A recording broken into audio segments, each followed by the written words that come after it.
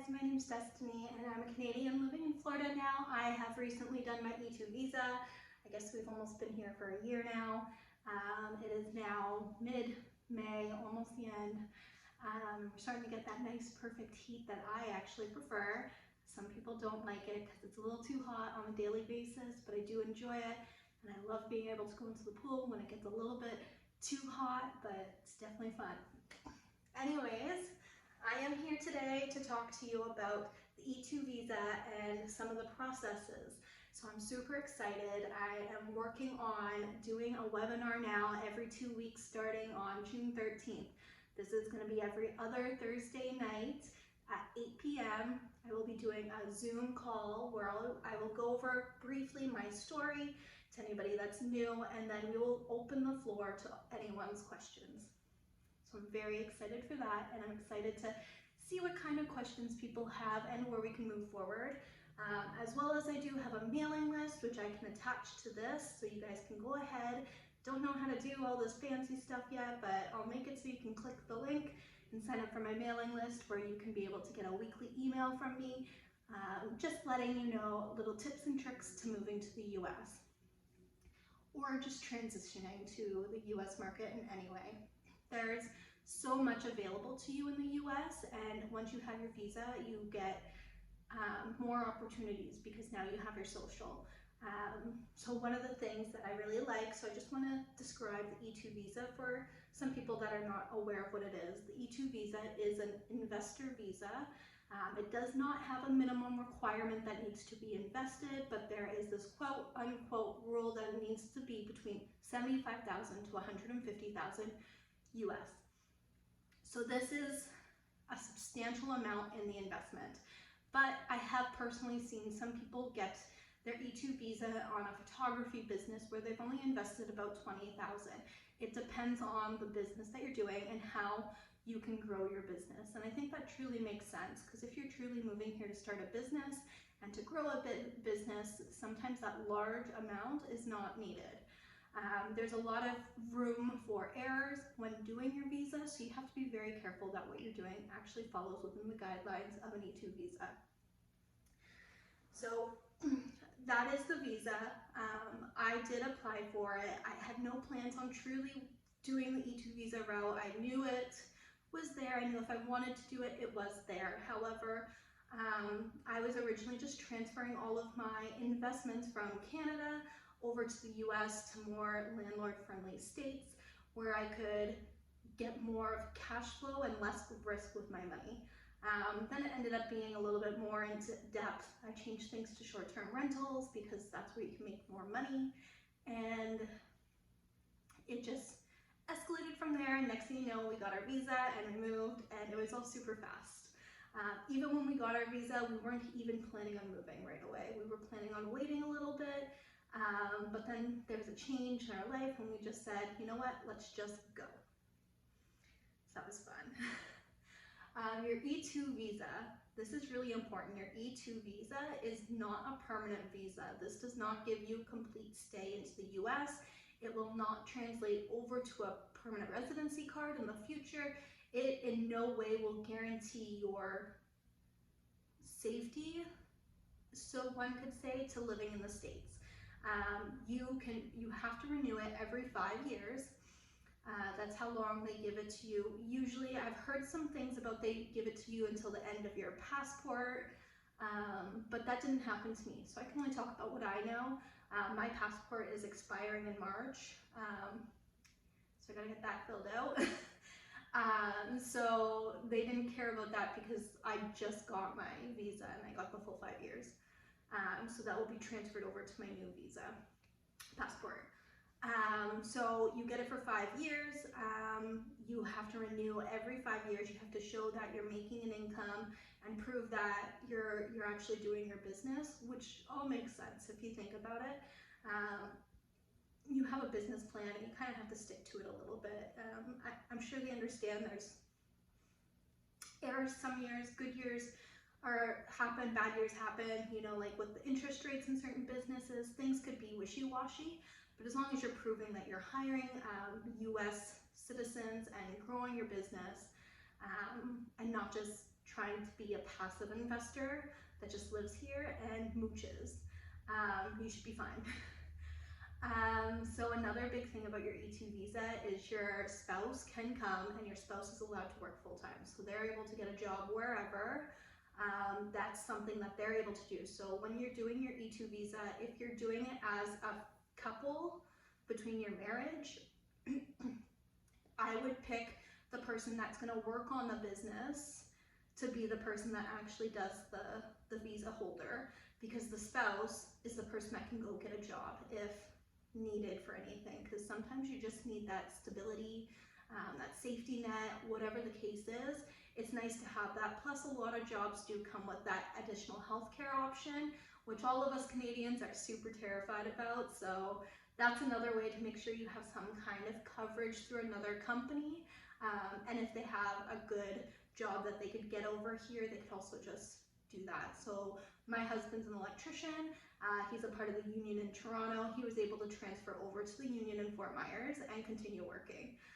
He's no longer really working with them because he's working on our business, but that is something he can continually go back and forth to if he wants to.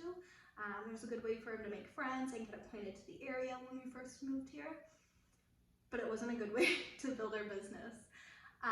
So I'm the primary holder of the visa, so I'm not able to get a job, which is fine. I like working on the business. A lot of the business stuff is what I do, you know, dealing with the mortgages and the financing and the accounting and all that stuff usually falls on me more. Plus then there's also taking care of the kids and everything. So that's my job in the situation. Another big thing to think about when you're getting your E2 visa is that your children, if you have children that are coming to the US with you on your visa, they do not get socials. They are not entitled to a social, and they are never allowed to get a job. So children are not allowed to get jobs. And then by the time they turn 21, they either have to get their own visa of some sort, or they have to just leave the country. So for me, that was something that was very terrifying to think about. I mean, my kids are 1 and 3, and it's still something I think about on a daily thought process, because like I said, there's no way that you can get your permanent residency on this visa. You would have to change your visa to a different kind, which we will talk about later because there are other options. So that is one way to do it. Or you would have to look into getting a business set up for your kids that your kids own 50-50, because you have to own 50% of the business to be able to apply for the visa. So we were thinking that that's something we would do, is just have a business for them set up, so when they turn 21, they just have to apply and then they get their visa and they can decide where they want to go. But we have to decide. We have obviously some time, but that is one of the biggest things that we worry about of what to do for our children, because they won't be able to get any kind of social in that meantime either. So they won't be able to build their credit from 18 to 21. They won't be able to do any of that fun stuff that your social can offer you, which other 18-year-olds and stuff like that could. Like, they wouldn't be able to buy their own house. We would have to buy it for them, and just things like that, at least through loans, because they wouldn't be able to get a job. Anyways, so another important thing to think about when doing your E2 visa is obviously your children and stuff like that. If you have some kind of health issue or something, that's another thing you really want to be careful with. You want to make sure you're talking to the right insurance company to make sure that they're able to actually handle whatever problems that might come. So when I talked to one insurance company, they pretty much just said, like, your kids' health doesn't matter because they're young enough, and it's assumed that they're healthy, so if anything happens, it's all covered. And then you get your insurance, and you can keep that insurance as long as you pay. Our insurance quote was $750 per month for a family of 4, which isn't bad. If you think about how it is between here and Canada, your taxes are what pays for your health benefits. So if you think about how much money you're losing, depending on what income bracket you're in, that money that you're losing is what is paying for your health insurance, and other things obviously, but health insurance being one of the larger ones. But when you go to the hospital, you have to wait 8 hours to even see a doctor. Here you have to wait maybe 15 minutes before you get a doctor in your room or a nurse in your room, and you're already in a room. You've already been triaged. So it's crazy the differences. Definitely worth paying out of pocket and having control over where your money is going, because taxes are definitely a huge thing. Your E2 visa, another thing you want to worry about from being Canadian, is that you're structuring. It's one thing I constantly say, is that you want to make sure you're structured correctly. You don't want to just open an LLC and just open a business, start making money, and that's cool.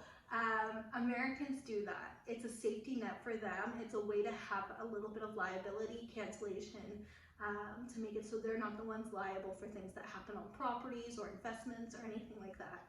It's also a way to kind of run your money through. For Canadians, it doesn't work that way because they don't have that correlation between the LLCs between countries. So if you make money directly through an LLC, all of that money is going to be taxed by the US government, and then all of that money is going to go to Canada and be taxed by the Canadian government. So you need to be very careful of what kind of business structure you have, so you're not paying double taxation. And then of course you want to make sure that you're avoiding any kind of additional penalties or anything because you're not structured properly. That goes for saying that if you're investing, you shouldn't be buying under your personal name, just to make sure that there's no tax withholds from the government to you. So that's another thing. That's a huge thing for Canadians to be weary of. And you know, there's a lot of stuff. We can talk about it for hours. There's a lot of difference between Canada and the US. So if there's any certain questions or anything like that, I can answer what I know and make a video or send an email or just talk during one of my webinars to help everyone understand anything that I have seen or have done. Another thing I would say for the E2 visa is that people tend to want their E2 visa just so they could get into the country. A lot of lawyers out there help because they get paid. They don't care about the 5-year renewal, and if the 5-year renewal is hard, they get paid even more to help. If you want to move to the US on an E2 visa, just follow the rules. If you want to move here, start a business and actually grow it. There is so many ways to make your business successful here, as long as you actually try. There's hard days like any other place, but you know, you could have a successful business by actually trying to be successful. And then you don't have to worry about your E2 visa renewal, and you can just be happy. Just pick a business you like.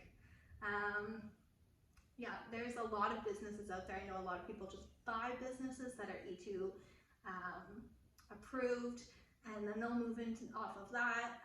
I personally didn't like that idea because I don't trust other people's financials, and I would rather work for my own business and know everything from the start. If I jumped into someone else's business, I would not understand what I was doing. And I can't say that I fully understand what I'm doing now, because I don't think anyone that's doing real estate investing can fully say, oh, I know this, I know that, I know this. They know what they know because they've gone through it. There's days where you've never gone through things, so you don't know everything. Nobody can know everything. And I stand by that. So yeah, those are the main things about the E2 visa. So now I just want to talk about how it is not a permanent residency card. But there are ways that you can still long-term get a permanent residency card, and they're not related to the E2 visa, but the E2 visa can definitely help navigate a little. So there's the EB5 visa, and it's also an investor visa. You have to invest $800,000 in a rural area, or I think it's $1.05 million for like a city. You have to invest that into a large project for 2 years. So these are like hotels or new community centers or like malls, commercial buildings, stuff like that. You invest your money in for 2 years. They hire 10 employees because that's part of it. You need to have 10 employees for 2 years, and then you can get your permanent residency card. So that is an easier turnaround to get it. It seems to be one of the easiest ways to do it, as long as you do it, again, properly. That's the most important thing about it, is everything needs to be proper. There's so many people trying to just scam the system. I was reading up, I haven't done it myself, and it is another option, so my kids can have that option without having to have a business and be able to grow their credit in both countries. And you know, like, we do go back and forth. We like Canada, we still are in Canada, but we also like it here, and I don't want my kids to feel like they can't be in one country in general. So I don't want to remove anything, but I want to make it so they can go wherever they want. So I was reading up on it, and I'm not 100% on it, but if your original investment was $150,000 in your E2 visa, you can pull that out and reuse that investment and use your own company if you have a large project where you're hiring 10 people. If you can guarantee that you're hiring 10 people for 2 years, you can go through and get your EB5 visa off of your own business. So that is where they kind of help each other out, because as long as you're building a business, if you build it so successful that you're able to really reinvest your money into your own business and hire those employees to make it so you qualify for a different visa, it first of all looks good for your application, and second of all, it looks good just for your business, because your business is doing really well then.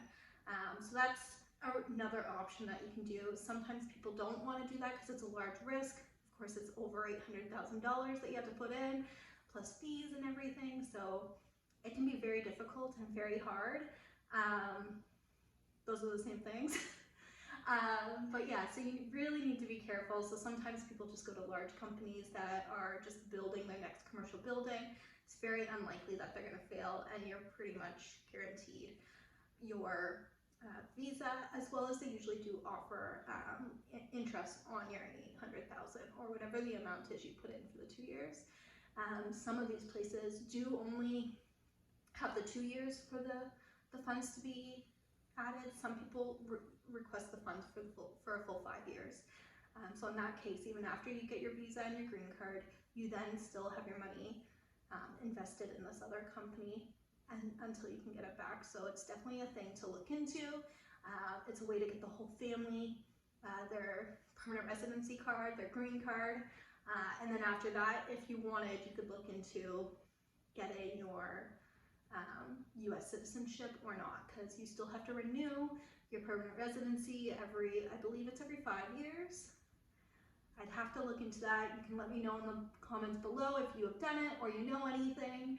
I haven't looked at that one yet, because I still, again, only have a 3-year-old and a 1-year-old, and we are perfectly happy on the E2 visa. So, saying all that, thank you for joining. Again, let me know if you have any questions, any comments, or any facts that you would like me to know, because this is a community where I want everyone to be able to talk about the process, the transition, and everything like that. It is not talked about enough by just regular people, and lawyers make you feel like it's the end of the world and they can charge a ton of money to give you this information. So if you can go to a lawyer and tell them that you know a lot of it, they might not be able to charge you as much. They might have to step back down and say, okay, well, you can do a lot more. I don't have to charge you $150,000. So yeah, let me know below, and I will be making a video every week, and it will be released on Wednesday, so everyone has time to watch it before our calls on every other Thursdays. Have a good day.